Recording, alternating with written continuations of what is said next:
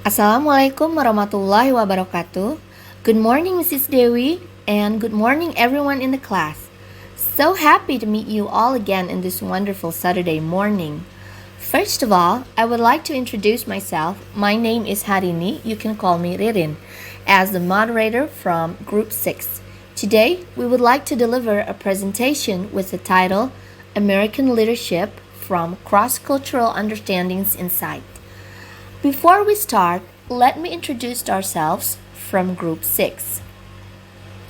We are, firstly, Agus Budiarto, second, Anggi Rizaldi, third, Kezia Margareta Sudiro, and the last, myself, Harini.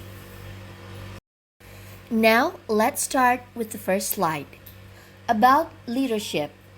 W.C.H. Prentice defined leadership as the accomplishment of a goal through the direction of human assistance, and a successful leader as one who can understand people's motivations and enlist employee participation in a way that marries individual needs and interest to the group's purpose. I will translate this slide. W.C.H. Prentice mendefinisikan kepemimpinan sebagai suatu pencapaian tujuan melalui arahan dan bantuan manusia. Dan seorang pemimpin yang sukses adalah ia sebagai orang yang bisa mengerti motivasi atau apa yang bisa menggerakkan orang lain tersebut dan mendapatkan keikutsertaan orang lain tersebut, kemudian mampu menggabungkan kebutuhan serta kepentingan satu individu menjadi tujuan suatu kelompok. Next slide. Leadership is the key to all human effort involving more than one person.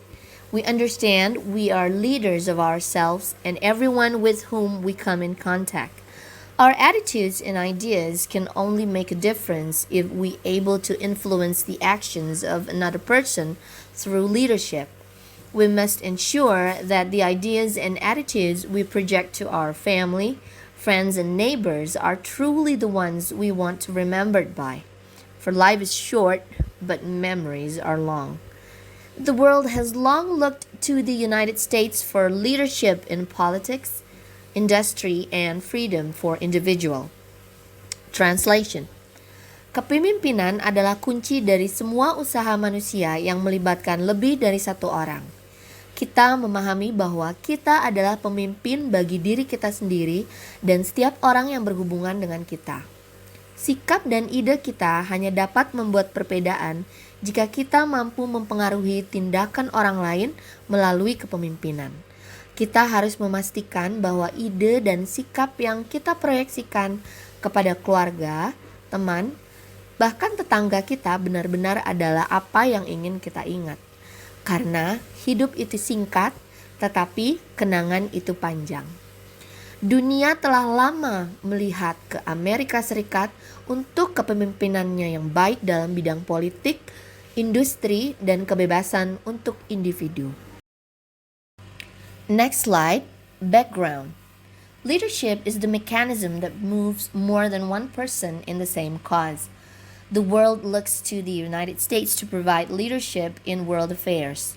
Leadership is at work in our homes, neighborhood, workplaces, and everywhere we find more than one person in contact with another. Translation.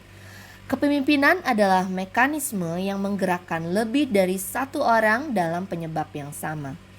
Dunia melihat ke Amerika Serikat untuk memberikan kepemimpinan dalam urusan dunia. Kepemimpinan bekerja di rumah, lingkungan, tempat kerja kita, dan dimanapun kita menemukan lebih dari satu orang berhubungan dengan orang lain. Next slide, background. First, let us look at the word lead. It means to guide someone or something along the way. Now, let us look at the word leader. It means a person who has commanding authority or influence. Leadership is a subject frequently discussed but very hard to describe or prescribe. The ability of one human being to influence another is more of an art. than a science. People choose to either follow another or follow themselves in everything they do. Next slide. Attitudes and behaviors taught at home by parents in the end become those things passed to children through the leadership role of parents over children. Parents are the people who generally offer the most lasting leadership influence to their children. These attitudes and behaviors become the instinctive internal code that a man or woman uses to lead themselves. Translation: sikap dan perilaku yang diajarkan di rumah oleh orang tua pada akhirnya akan menjadi hal yang diturunkan kepada anak melalui peran kepemimpinan orang tuanya terhadap anak. Orang tua adalah orang yang pertama kali umumnya menawarkan pengaruh kepemimpinan yang paling bertahan lama kepada anak-anak mereka. Sikap dan perilaku ini menjadi kode internal naluriah sendiri yang digunakan para pria dan wanita untuk memimpin diri mereka sendiri. Characteristics. All great leaders have certain characteristics in common. 1. They have principles and values. 2.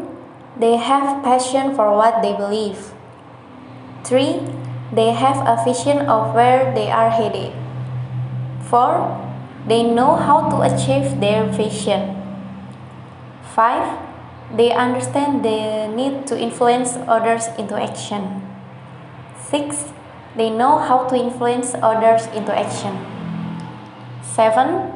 They don't give up their goal of achieving their vision. Translation: semua pemimpin yang baik atau semua pemimpin besar memiliki karakter tertentu yang sama. Yang pertama, mereka memiliki prinsip dan nilai. Yang kedua, mereka memiliki gairah untuk apa yang mereka percaya. Ketiga, mereka memiliki visi tentang di mana mereka menuju. Keempat, mereka tahu bagaimana caranya untuk mencapai visi mereka. Yang kelima, mereka mengerti atau memahami perlunya memengaruhi orang lain untuk bertindak.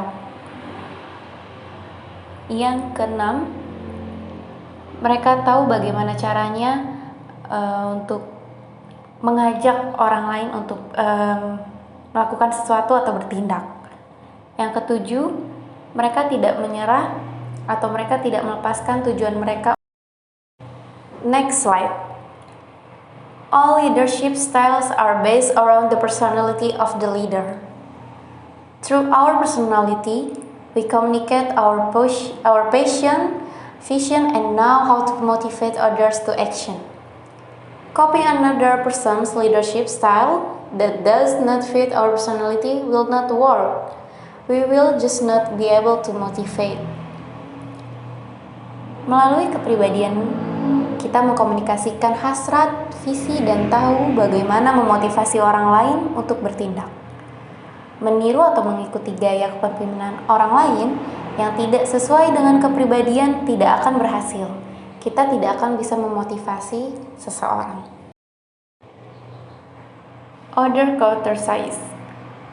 Whenever a woman enters a room where a man is sitting, he rises and remains until she either sits down or leaves. Men are stand up for other men too if introductions are to be made. Setiap kali seorang wanita memasuki ruangan tempat atau di mana pria sedang duduk, dia akan bangkit berdiri atau pria akan bangkit berdiri sampai perempuan itu duduk atau pergi. Pria berdiri juga untuk pria lain jika pengenalan terjadi. Before I begin, first of all, my name is Anggi Rizaldi Abdul Fattah, and now I want to presenting material about walking in public. When a man and a woman walk together, they always on the street side of the sidewalk. Ladies first when entering room. The woman goes the door first, before her male escort hours for meals. Next, daily manners. Lunch fairly light. Dinner begin as early as 5:30 p.m., no later than 6:30 or 7 p.m. During working days, 8 hour per day, 6 to 8 a.m. till 3 to 5:30 p.m. When guests have been invited, invitations for formal dinners are nearly always for 8 p.m. for weekends or special occasion. Thank you. Alright, I'll continue with the next material, which is about table manners. There are 3 points that I'll discuss here. 1. What is table manner? 2. History of table manner. 3. Ethics of table manners on the table. Okay, the first, what is table manner? Table manner itself has the equivalent of meal procedures. This eating procedure is not limited to the way we eat food, but we are also expected to show a variety of beautiful attitudes during the meal. If observed carefully, table manners etiquette can be considered a separate social norm. Why is that? Because mastering table manners is the same as mastering social skills that are just as good. Apa itu table manner? Table manner sendiri memiliki padanan tata cara makan. Tata cara makan ini tidak terbatas pada cara kita menyantap hidangan saja, melainkan kita juga diharapkan dapat menunjukkan ragam sikap yang elok selama jamuan dihidangkan. Kalau diperhatikan secara cermat, etiket table manner boleh dianggap sebagai sebuah norma sosial tersendiri. Mengapa demikian? Karena menguasai table manner sama saja dengan menguasai kemampuan bersosialisasi yang sama baiknya juga. Okay, next slide. History of table manner. Some of you may be wondering, where did all this beauty of the table ethics come from? Now, let's go back in the time for a bit to briefly discuss the history of table manners. The 15th century was the year when French people could only eat dishes on their tables with a more elegant attitude. At first, the people of the City of Light still had the habit of eating meat on the dining table using unclean hands. It didn't take long for the Queen of France, Catherine de' Medici, to have a helpful idea in which she planned to conjure up the habits of Parisian society that at first seems to have no good eating etiquette.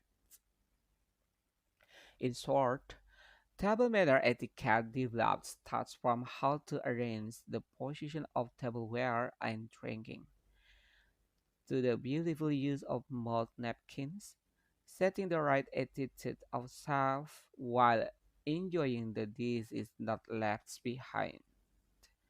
Then, in the 18th century, the top table manner began to develop its popularity in French society. The use of knife in the right hand and a fork in the left hand is part of historical painting of how to eat that originated in France thanks to the Queen de' Medici. On the other hand, there are also those who say that the history of table manners was only known in the 17th century.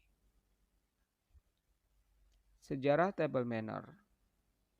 Beberapa dari kalian mungkin bertanya-tanya, dari mana semua keelokan etika di atas meja ini bermula? Sekarang, mari kita pergi ke masa lalu untuk membahas sejarah singkat dari table manner. Abad ke-15 merupakan tahun-tahun di mana masyarakat Prancis baru bisa menyantap hidangan di atas meja mereka dengan sikap yang lebih elegan. Pada awalnya, masyarakat kota cahaya tersebut masih memiliki kebiasaan menyantap daging-daging di atas meja makan dengan menggunakan tangan yang kurang higienis. Tidak perlu waktu lama, Ratu Prancis Catherine de Medici memiliki gagasan yang bermanfaat di mana ia berencana menyulap kebiasaan masyarakat Paris yang semula nampak tidak memiliki etiket makan yang baik atau tidak memiliki etika makan yang baik. Singkatnya, etika table manner yang dikembangkan dimulai dari bagaimana penataan posisi peralatan makan dan minum, hingga keindahan penggunaan serbet mulut. Mengatur sikap diri yang benar selama menikmati hidangan pun tidak ketinggalan. Kemudian pada abad ke-18, istilah table manner mulai berkembang kepopulerannya di masyarakat Prancis.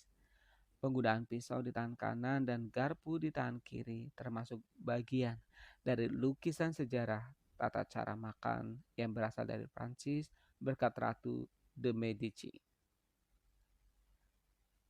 Di sisi lain, ada juga yang menyebutkan bahwa sejarah table manner baru dikenal pada abad ke-17. Okay, next slide. Ethics of table manners on the table. The way to eat is related to the variety of colors that every human being has around the world. The way people eat is different. Nevertheless, table manners have universal standards that you can apply in everyday life. The eating procedures in question include 1. When in doubt as to what to do, watch your host or hostess and do likewise. 2. In a restaurant, the man usually orders the for woman after she has consulted the menu. The man always asks for the bill or the check. 3. Some families observe for the religious custom of saying a prayer or blessing after they have sat down at the table and before they begin eating. Heads are bowed while a member of the family, an adult or child, says the prayer. 4. A guest always waits till the host or hostess picks up a fork or spoon and begins it. This is the signal for the elders to begin. 5. If you are offered some foods which you don't want to eat, apply it, no, thank you, is all you need to say. 6. An eating implement such as knife, fork should not be replaced on the tablecloth. Once it had been used, it should remain on the plate. Etika table manner di atas meja. Tata cara makan berkenaan dengan ragam budaya yang dimiliki setiap insan di seluruh dunia. Tata cara itu sendiri dalam makan pasti berbeda-beda. Namun demikian, table manner memiliki standar universal yang bisa Anda terapkan di kehidupan sehari-hari. Tata cara makan yang dimaksud antara lain: 1. Ketika ragu tentang apa yang harus dilakukan, perhatikan tuan rumah dan lakukanlah hal yang sama. Kedua, di restoran, pria biasanya memesan untuk wanita setelah dia berkonsultasi dengan menu. Pria itu selalu meminta tagihan atau cek. Ketiga, beberapa keluarga mengamati kebiasaan religius, mengucapkan doa atau berkat setelah mereka duduk di meja dan sebelum mereka mulai makan. Kepala tertunduk, sementara anggota keluarga yang dewasa ataupun anak-anak mengucapkan doa. 4. Seorang tamu selalu menunggu sampai tuan rumah mengambil garpu atau sendok dan mulai makan. Ini adalah sinyal bagi yang lain untuk memulai. Kelima, jika Anda ditawari beberapa makanan yang tidak ingin Anda makan, berkatalah dengan sopan, "Tidak, terima kasih." 6. Alat makan seperti pisau, garpu tidak boleh diganti di atas kain meja setelah digunakan. Itu harus tetap di piring. 7. Keep the table and the tablecloths as clean as possible. Don't put bones or anything on the table. Things that are not eaten should be put on your plate. 8. The knife and fork, place it diagonally and side by on the main plate is sign the host that you have finished the main course and the plates may be removed. 9. Light and friendly conversation is usually carried and during the meal. Complete silence because of absorption in food is to avoid if possible. 10. Do not spit anything out. If there is something in your mouth that you cannot swallow, quietly put it in your napkin and then go on. 11. Don't talk with food in your mouth. Wait until you have swallowed everything before talking. 12. Don't reach across the table or in front of someone to get something. That is rude. Ask them to pass it to you. Ketujuh, jaga meja dan kain meja sebersih mungkin. Jangan meletakkan tulang atau apapun di atas meja. Hal-hal yang tidak dimakan harus diletakkan di piring Anda. Kedelapan, pisau dan garpu yang ditempatkan secara diagonal dan berdampingan di piring utama adalah bertanda tuan rumah Anda telah menyelesaikan hidangan utama dan piring mungkin akan diganti.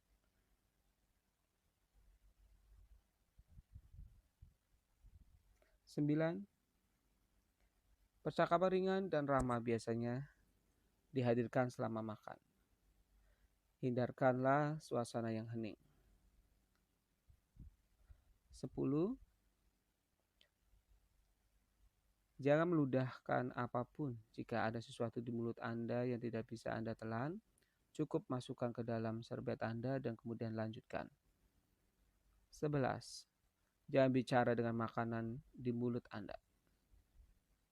Tunggu sampai Anda menelan semuanya sebelum berbicara. 12.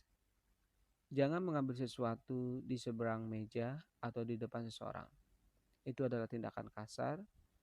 Meminta merekalah untuk memberikannya kepada Anda. 13. If you need to leave the table to the bathroom or do something, say, "Excuse me for a moment, please."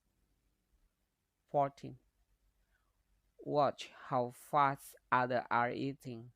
Try not to be slow or too fast. Keep up with their pace. 15. When you are finished eating, say, "What a delicious meal. Thank you so much." Wait for all to be finished before leaving the table. 16. Don't touch your nose, hair, or teeth at the table. 17. Toothpicks are not usually on the table in a home. After a meal, go to the bathroom and clean your teeth if you need to. In a restaurant, they are usually at the counter where you pay as you go out. Again, it is best to clean your teeth in the bathroom.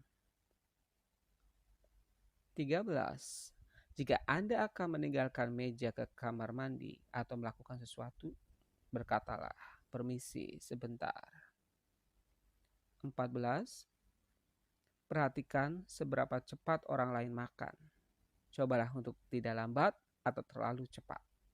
Tetap menyesuaikan. 15. Ketika Anda selesai makan, katakanlah atau berikanlah pujian. Lezat sekali makanannya. Terima kasih banyak. Dan tunggu semua selesai sebelum meninggalkan meja. 16. Jangan sentuh hidung, rambut, atau gigi di meja. 17. Tusuk gigi biasanya tidak ada di atas meja di rumah. Setelah makan, pergilah ke kamar mandi dan bersihkan gigi Anda jika perlu. Di restoran, mereka biasanya berada di counter tempat Anda membayar saat Anda keluar. Atau yang baik, pergilah ke kamar mandi. Alright, thank you very much for all of my teammates, and thank you very much also to our dear friends and Mrs. Dewi, who is listening from the beginning until the end. We hope that our presentation add more knowledge to all of us. Now, let's continue with discussion. Please feel free to ask us questions. Okay, thank you. Wassalamualaikum warahmatullahi wabarakatuh.